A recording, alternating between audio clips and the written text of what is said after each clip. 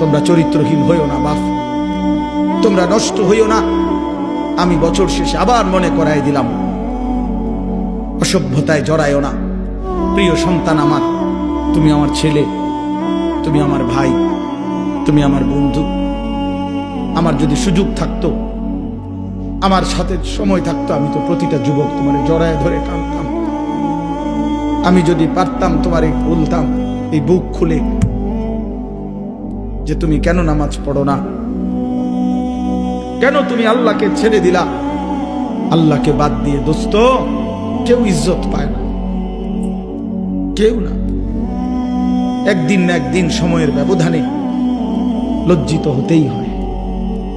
54 বছর পরে হোক আর 16 বছর পরে হোক, আল্লাহকে ছেড়ে দিলে, জুলুম আর নাফরমানি করলে বেইজ্জতি হতেই হয়, বেইজ্জতি।